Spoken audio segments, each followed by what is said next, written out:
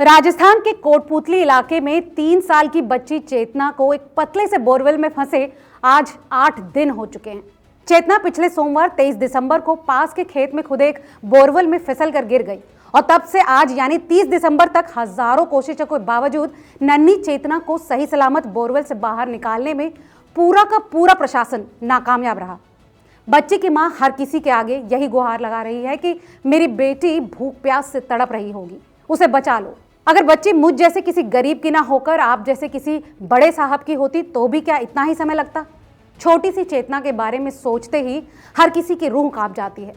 एक तरफ जहां इस उम्र के बच्चे एक जगह टिक कर नहीं बैठ पाते, हर थोड़ी थोड़ी देर में कुछ खाने की चीज की फरमाइश करते हैं, मासूम चेतना एक बोरवेल के पाइप में फंसी सांस तक लेने में भी डर रही होगी।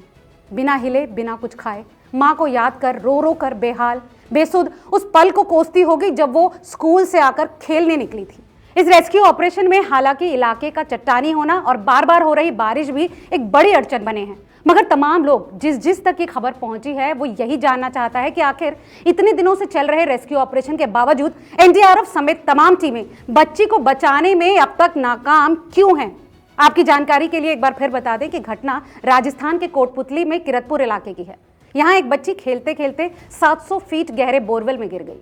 बच्ची को बचाने का ऑपरेशन एनडीआरएफ और एसडीआरएफ की निगरानी में चल तो रहा है, मगर कोई भी 170 फीट पर अटकी इस बच्ची को निकालने में अब तक कामयाब नहीं हुआ है। शुरुआती दिनों में कैमरे से बच्ची की मूवमेंट दिखी, साथ ही रोने की आवाजें भी आ रही थी। इस सबको देखते हुए उसे ऑक्सीजन सप्लाई भी मुहैया कराई गई। पहले तो बच्ची को बोरवेल से निकालने के लिए एक जुगाड़ की मदद ली गई, लेकिन तीसरे दिन तक बच्ची नहीं निकली। इसके बाद सारे जुगाड़ तकनीकें फेल होती दिखाई दी। इस जुगाड़ का मतलब यहाँ यह है कि हुक डालकर बच्ची को बाहर निकालने की कोशिश की गई। इसके बाद राजस्थान प्रशासन ने फरीदाबाद से पाइलिंग मशीन को मंगवाने का निर्णय लिया। इसके बाद बोरवेल में समांतर पाइलिंग मशीन से एक और गड्ढा बनाने का काम हुआ। उम्मीद लगाई गई कि इसके सहारे अंदर जाकर बच्ची को बचाया जाएगा। इसी दौरान अधिकारियों ने उत्तराखंड टनल हादसे में रेस्क्यू करवाने वाले रैट माइनस से सुरंग खुदवाने का भी प्लान सोचा। इस बीच 4 दिन बीत जाने के कारण बच्ची के माता पिता का रो कर बुरा हाल हो गया। बच्ची की मां ने चेतना के अब तक बाहर ना आने के कारण खाना पीना छोड़ दिया। इसके चलते उसकी तबीयत और बिगड़ने लगी। अब चौथे दिन रेस्क्यू टीम ने बोरवेल के समांतर पाइलिंग मशीन की मदद से 170 फीट गहरा गड्ढा भी खोद लिया और रैट माइनर की मदद से एक पाइप के जरिए गड्ढे में उतारने की योजना बनाई गई। कैमरे में बच्ची की हरकतों के संकेत आने बंद हो चुके थे। ये प्रशासन और परिजनों समेत सभी के लिए एक निराशा और डर का संकेत था, मगर रेस्क्यू टीम ने ऑपरेशन जारी रखा। इन कोशिशों के 5वें दिन भी सफलता हाथ नहीं लगने से उसके घर वालों की उम्मीदें अब टूटने लगी हैं। इसके बाद तमाम लोगों का प्रशासन पर आरोपों का दौर शुरू हो गया। बच्ची की मां ने जिला कलेक्टर से कहा कि अगर आपकी बेटी होती तब भी क्या इस मामले में लापरवाही बरती जाती। मेरी बेटी भूख प्यास से तड़प रही होगी, मेरी बात ना सुनो, उस बेचारी कन्या की आत्मा की पुकार सुन लो। अब 170 फुट गहरा गड्ढा हो चुका था, लेकिन 90 डिग्री के एंगल पर 10 फुट की एक टनल खुदनी बाकी थी।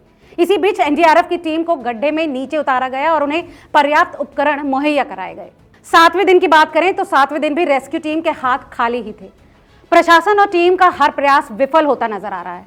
अब तक प्रशासन ने एल आकार में खुदाई करनी शुरू कर दी थी और इस दौरान रास्ते में पहाड़ आ जाने से फिर दिक्कतों का सामना करना पड़ा।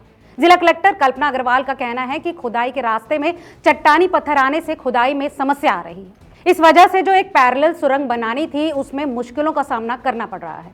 अब 8वें दिन की बात करें तो 8वें दिन की स्थिति यह है कि समांतर खोदे गए गड्ढे में एनडीआरएफ और अन्य टीमों के जवान मौजूद हैं। अंदर 5 फुट तक सुरंग खोद ली गई है, लेकिन उसके आगे की खुदाई करने में चट्टानी सतह बाधा बन रही है। ये सारा काम आर्मी जवानों की देखरेख में हो रहा है। सूत्रों के हवाले से अब ये जानकारी आ रही है कि क्योंकि एल आकार की खुदाई करने में दिक्कत आ रही है, इसलिए आज रात तक का समय इस बच्ची तक पहुंचने में बिल्कुल लग सकता है। तो 3 साल की चेतना को बचाने में प्रशासन के इस सारी जद्दोजहद को आप कैसे देखते हैं, हमें कमेंट करके जरूर बताएं और ऐसी तमाम और अपडेट्स के लिए देखते रहिए रिपोर्टर जी।